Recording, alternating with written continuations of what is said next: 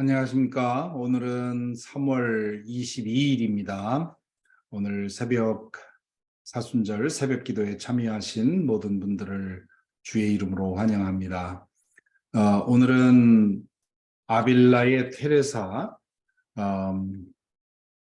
16세기에 영성가로 잘 알려진 아빌라의 테레사의 기도문으로 시작합니다. 기도하겠습니다.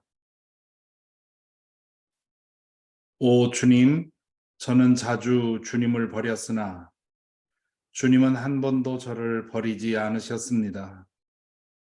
제가 다른 곳에 마음이 팔려 있을 때에도 주님의 사랑의 손은 항상 저를 향해 뻗어옵니다. 주님의 부드러운 음성은 제가 듣지 않으려고 고집 부릴 때에도 항상 저를 부르고 있습니다. 아멘. 잠시 묵상 가운데 우리가 주님에게 등지고 주님을 떠나도 여전히 우리를 버리지 않으시는 하나님의 그 사랑을 잠시 묵상하겠습니다.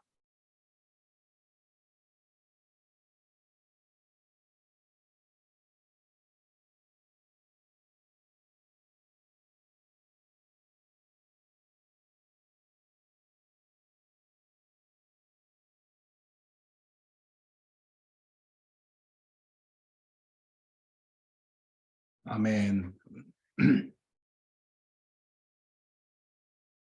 오늘 말씀은 사도행전 13장 13절부터 52절까지의 말씀입니다.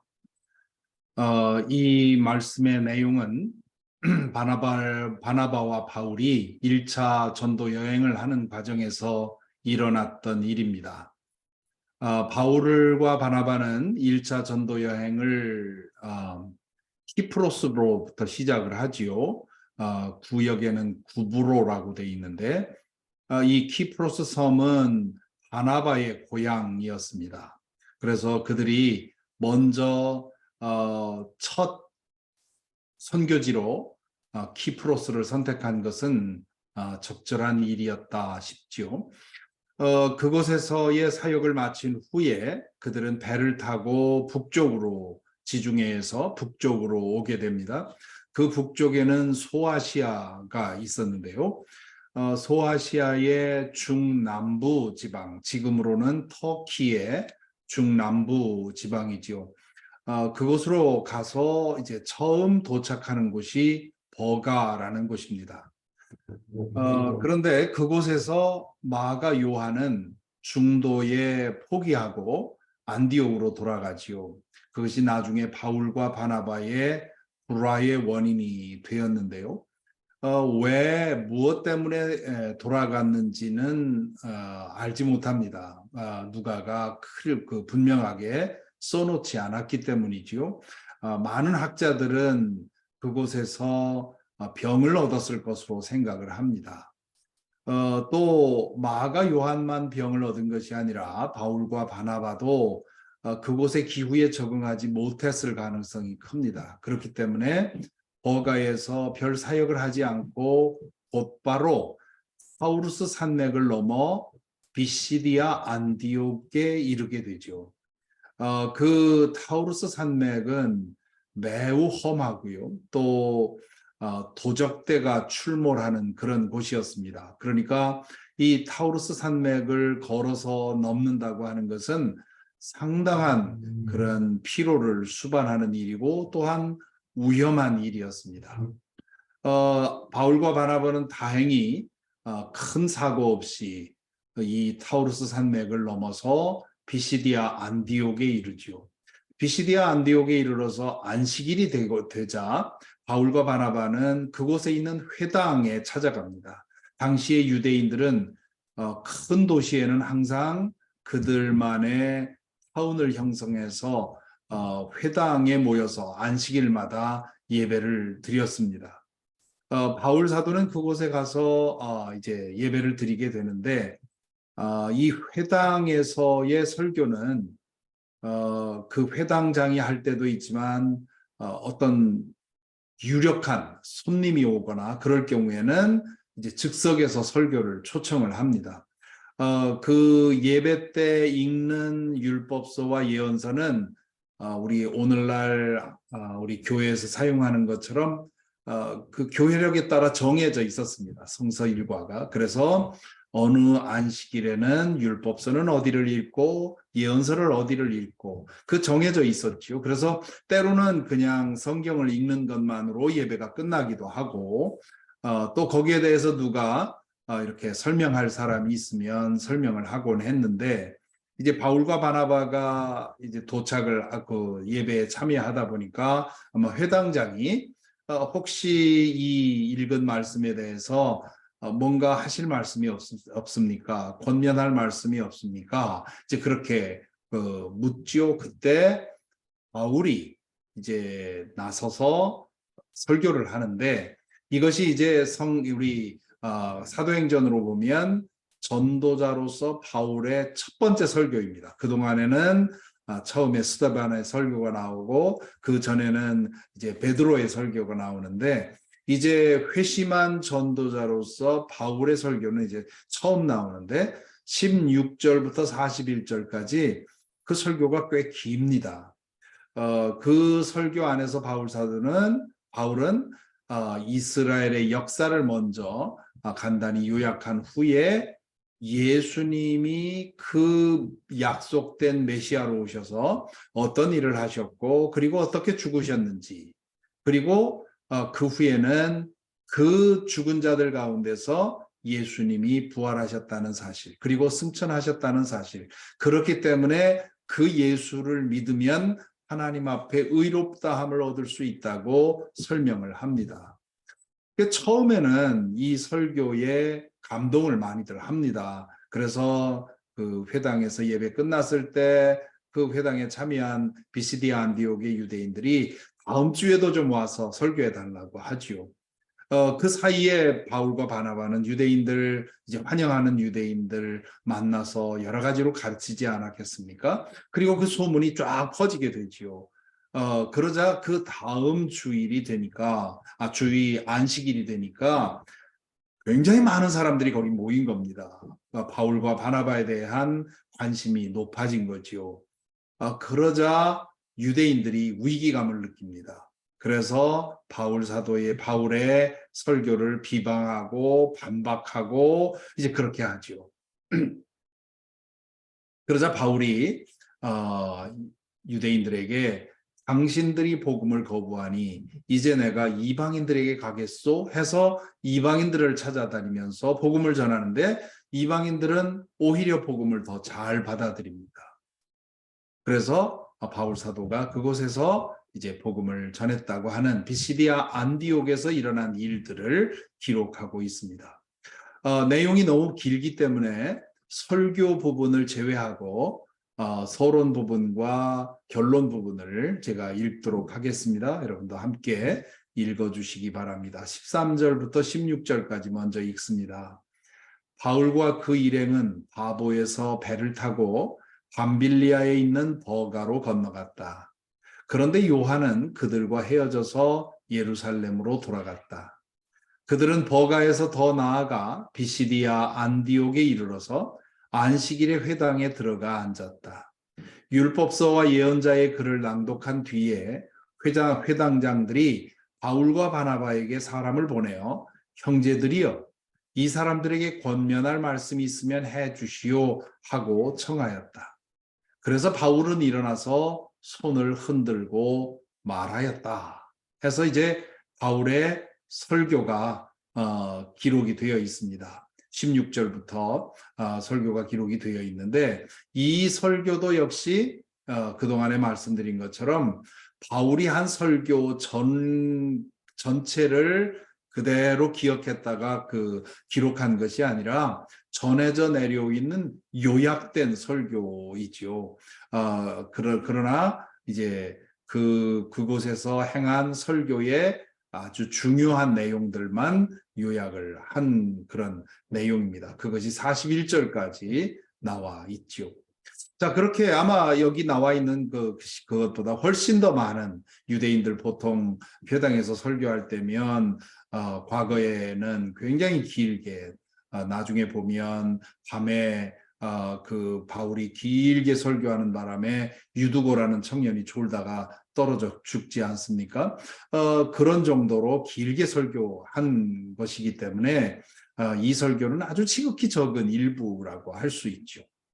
자, 그렇게 설교를 하고 나서 일어난 일이 42절 이하입니다. 42절부터 제가 읽겠습니다. 그들이 회당에서 나올 때에 사람들은 다음 안식일에도 이런 말씀을 해달라고 청하였다. 회중이 흩어진 뒤에도 유대 사람들과 경건한 개종자들이 바울과 바나바를 많이 따랐다.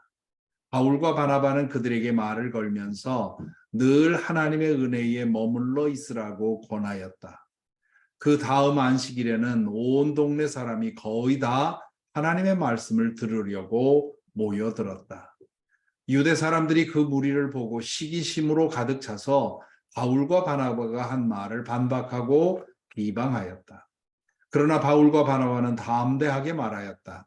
우리는 하나님의 말씀을 당신들에게 먼저 전해야 하였습니다. 그러나 지금 당신들이 그것을 배척하고 영원한 생명을 얻기에 합당하지 못한 사람으로 스스로 판정하였으므로 우리는 이제 이방 사람들에게로 갑니다. 주님께서 우리에게 명하시기를 내가 너를 문 민족의 빛으로 삼았으니 그것은 네가 땅 끝까지 구원을 이루게 하려는 것이다 하셨습니다. 이방 사람들은 이 말을 듣고 기뻐하며 주님의 말씀을 찬양하였고 영원한 생명을 얻도록 정하신 사람은 모두 믿게 되었다. 이렇게 해서 주님의 말씀이 온 지방에 퍼져 나갔다. 그러나 유대 사람들은 경건한 귀부인들과 그 성의 지도층 인사들을 선동해서 바울과 바나바를 박해하게 하였다. 그들을 그 지방에서 내쫓았다. 그래서 바울과 바나바는 그들에게 먼지를 털어버리고 이고니온으로 갔다. 제자들은 기쁨과 성령으로 가득 차 있었다. 자, 이것이 비시디아 안디옥에서 일어났던 일입니다. 이 말씀을 가지고 묵상을 하겠는데요. 오늘 이 말씀을 통해서 여러분은 어떤 묵상의 주제를 발견하셨는지 모르겠습니다. 저는 두 가지의 묵상의 주제를 오늘 여러분과 나누려 합니다. 첫째는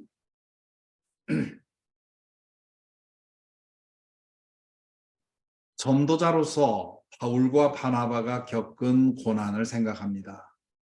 낯선 사람들을 찾아가 복음을 전하는 것, 위험을 무릅쓰고 여행하는 것, 반대자로부터 비난받고 배척당하는 것, 이 모든 것은 바울과 바나바가 자초한 것입니다. 바나바는 재산을 다 팔아바치고 이 고생을 자초했고, 바울은 율법학자로서 살 수 있었음에도 그 고생을 자초했습니다. 자신들만 누리고 있기에는 자신들이 아는 복음이 너무도 귀한 것이라고 믿었기 때문입니다. 자, 그렇다면 우리가 믿는 복음과 바울 그리고 바나바가 믿는 믿은 복음은 같은 것일까요? 그렇다면 우리는 우리가 아는 이 복음을 다른 사람에게 전하기 위해서 어떤 고생을 자초하고 있습니까? 우리 자신의 믿음을 이 시간 잠시 묵상 중에 반성하며 우리도 이 복음의 고귀함을 깨달아서 이 복음을 나누기 위해서 고생을 자초하는 그런 진정한 신앙인이 되도록 기도하기 바랍니다. 기도하겠습니다.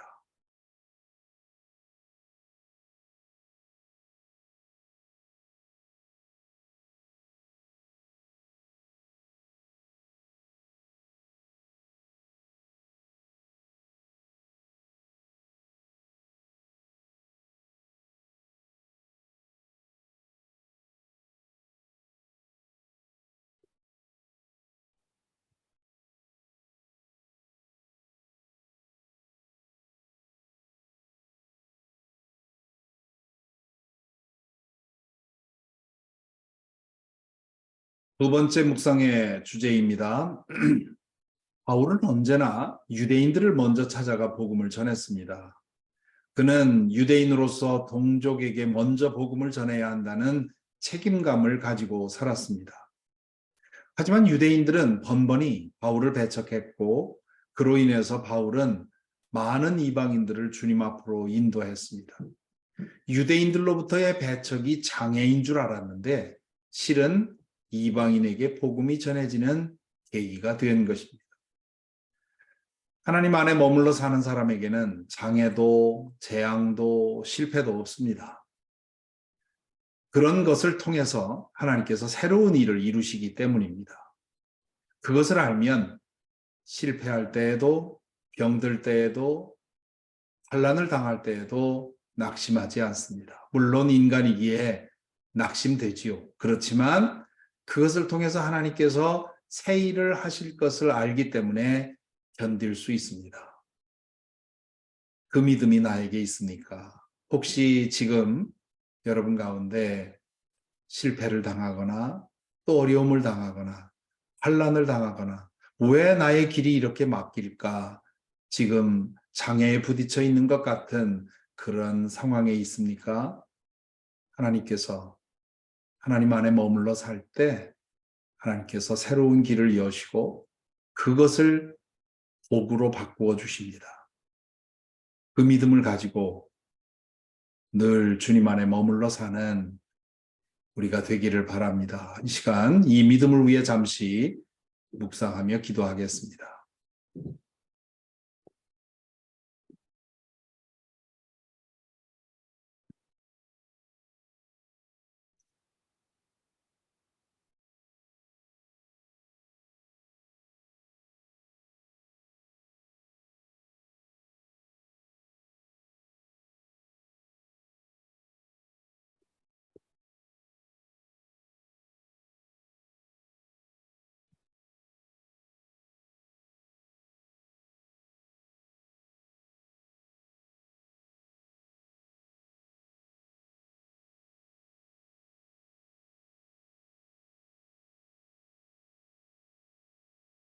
사도행전을 통해서 거듭 경험하는 것은 거듭 발견하는 것은 환난도 실패도 배척도 거부도 어떤 것도 하나님 안에 있는 사람에게는 문제되지 않는다는 겁니다. 성령을 따라 사는 사람에게는 오히려 그런 것들이 더 많을 수 있다는 거죠. 그런데 문제되지 않습니다. 그 일들을 통해 하나님께서 일을 이루시기 때문입니다. 그런 믿음으로 오늘 또 성령과 함께 동행하는 귀한 하루가 되기를 바랍니다. 감사합니다.